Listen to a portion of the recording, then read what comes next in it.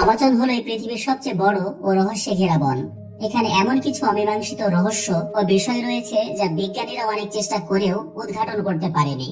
আজ থেকে প্রায় 5.5 কোটি বছর পূর্বে সৃষ্টি হওয়া এই বনের 70% জায়গাতেই মানুষের এখনো পা পড়েনি। এই 70% জায়গাতে কি কি আছে, দেখতে কেমন, তার কিছুই পৃথিবীবাসী জানে না। আধুনিক তথ্য প্রযুক্তি ও বিজ্ঞানের যুগে এসে মানুষ ইচ্ছে করলেই কি এই জঙ্গলের সবটাতে কি কি আছে তা দেখা ও জানা সম্ভব? উত্তর হলো হয়তো সম্ভব, কিন্তু তা যদি করা হয় সেটা হবে মানব জাতি ও পৃথিবীর সকল প্রাণী এবং উদ্ভিদের জন্য অত্যন্ত ভয়ানক বিপদের একটি কারণ। কিন্তু কেন, কি সেই বিপদ? আপনার কি জানা আছে আমাজন বন কবে কিভাবে সৃষ্টি হয়েছে? এখানকার নদীর পানি কেন সারা জীবন ধরে ফুটতে থাকে? এখানে কেন ব্রিজ বানানো হয় না? এই জঙ্গল কতটা বড়, কতগুলো গাছ আছে, কি কি ভয়ঙ্কর বিষাক্ত প্রাণী এখানে আছে? এ সকল রহস্যময় প্রশ্নের সঠিক উত্তর জানতে দেখতে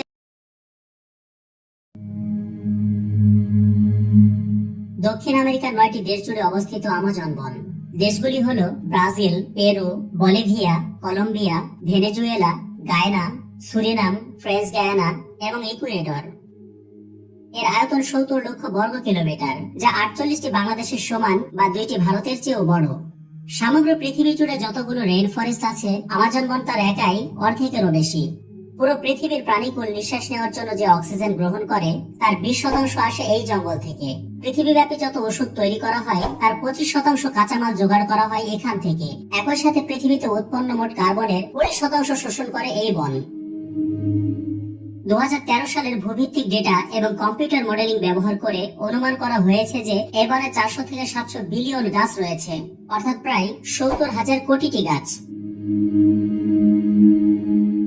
40,000 প্রজাতির গাছপালার ভেতরে রয়েছে মাংসাশী গাছ, যেমন ভেনাস ফ্লাইট্র্যাপ, সান্ডো, নেপেনহেস ইত্যাদি। এগুলোতে লম্বা, তীক্ষ্ণ, কাঁটাযুক্ত পাতা বা বসার মতো প্রকোষ্ঠ থাকে, যা পোকামাকড় ধরার জন্য ফাঁদ হিসেবে কাজ করে। যখন কোনো পোকামাকড় পাতায় ছুঁয়ে যায় বা মধুর জন্য ভেতরে প্রবেশ করে তখন এই ফাঁদটি বন্ধ হয়ে যায় এবং এই পোকামাকড়টিকে ভেতরে আটকে ফেলে। গাছটি তারপর এনজাইম নিঃসরণ করে সেই প্রাণীটিকে হজম করে ফেলে। এখানে আছে হেঁটে বেড়ানো গাছ, যা ওয়াকিং পাম নামে পরিচিত। এই গাছের বিশেষ বৈশিষ্ট্য হলো এটি তার শিকড়ের সাহায্যে অবস্থান পরিবর্তন করতে পারে।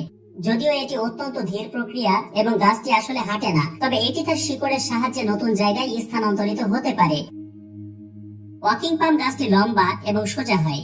এর শিকড়গুলি মাটির উপরে থাকে, যা গাছটির বেঁচে থাকার জন্য মাটি হতে রসদ গ্রহণ করে। যখন গাছটির শিকড় কোনো বাধার সম্মুখীন হয় বা পর্যাপ্ত পুষ্টি পায় না, তখন এটিতে নতুন শিকড় গজায় এবং পুরনো শিকড়গুলি মরে যায়। এইভাবে গাছটি ধীরে ধীরে এক স্থান থেকে অন্য স্থানে চলে যায়। বিষয়টিকে দেখে মনে হয় যেন গাছটি হেঁটে বেড়াচ্ছে। এই জঙ্গলে 25 লক্ষ প্রজাতির কীটপতঙ্গ, 1294 প্রজাতির পাখি, 378 প্রজাতির সরীসৃপ, 428 প্রজাতির উভচর, 2200 প্রজাতির মাছ এবং 427 প্রজাতির স্তন্যপায়ী প্রাণী সহ হাজারো প্রজাতির অজানা জীব অনুজীব বসবাস করে। আমাজন বন গাছ দিয়ে এতটাই ঘন যে দিনের বেলাতেও সূর্যের আলো সামান্য পরিমাণ মাটিতে পৌঁছাতে পারে। তাই এই বনের অনেক জায়গাতে রাতে তো বটেই, দিনের বেলাতেও থাকে অন্ধকার। এমনকি এখানে বৃষ্টির পানিও মাটিতে আসতে 10 মিনিটের মতো সময় নেয়। শুনতে আশ্চর্য লাগবে যে আমাজন জঙ্গলে প্রায় 1500টির মতো ফল পাওয়া গেলেও এর মধ্যে খাওয়া যায় মাত্র 200টির মতো ফল। সঠিক খাদ্য চিনতে না পারলে এখানে এক মুহূর্তেও টিকে থাকা সম্ভব নয়, মৃত্যু অনিবার্য। আমাজনে প্রায় 300-র বেশি উপজাতি সম্প্রদায় বাস করে।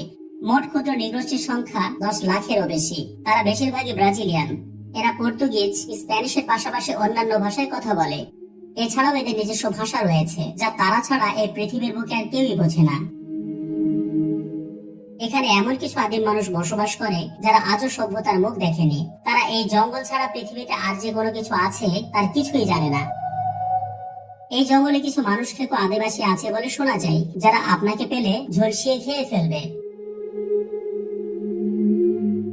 এই রহস্যময় বনে বেশ কিছু দেওয়াল চিত্র বা গুহা চিত্র পাওয়া গেছে, যা আদিকালের সভ্যতার ইঙ্গিত বহন করে।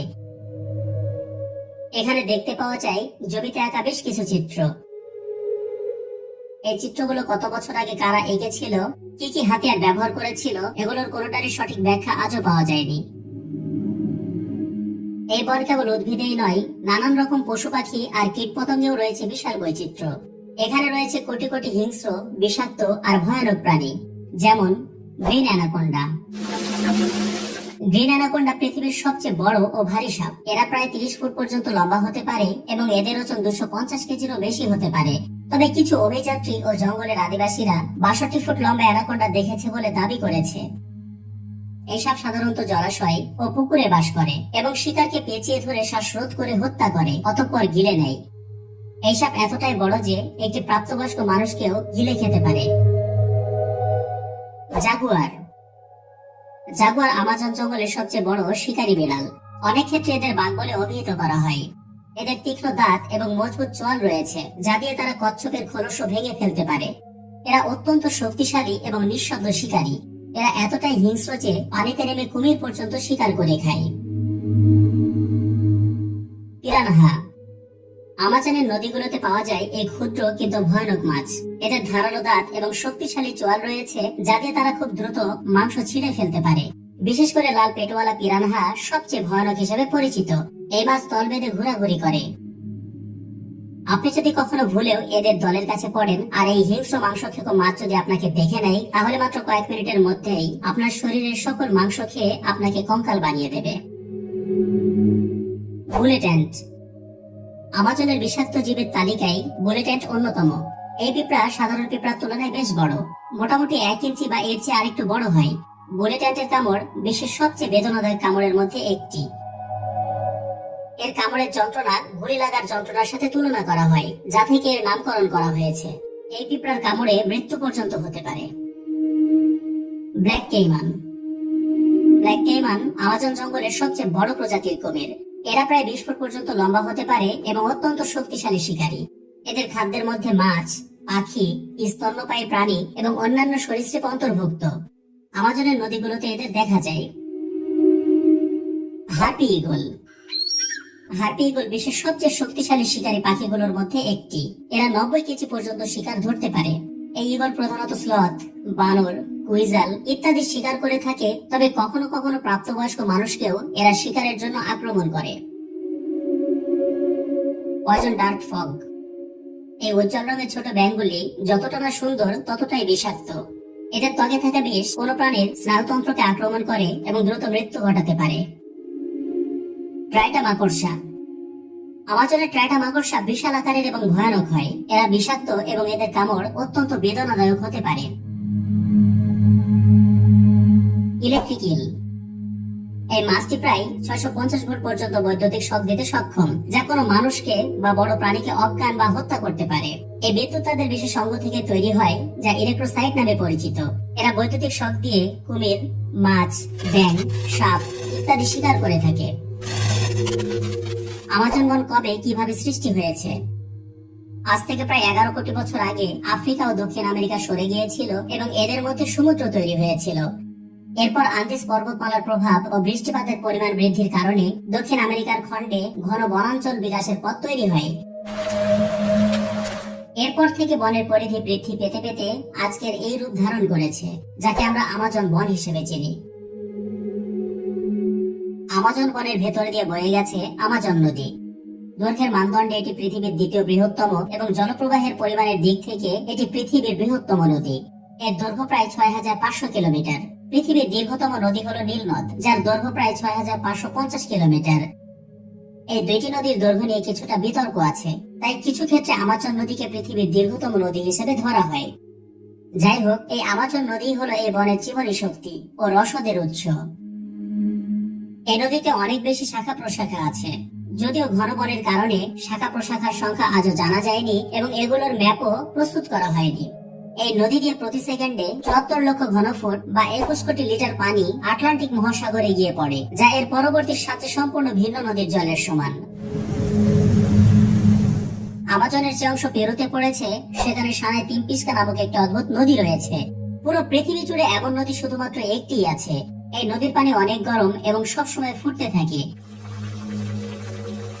এই নদীর জল এতটাই গরম যে এতে ডুব দিলে মানুষ মারা যেতে পারে।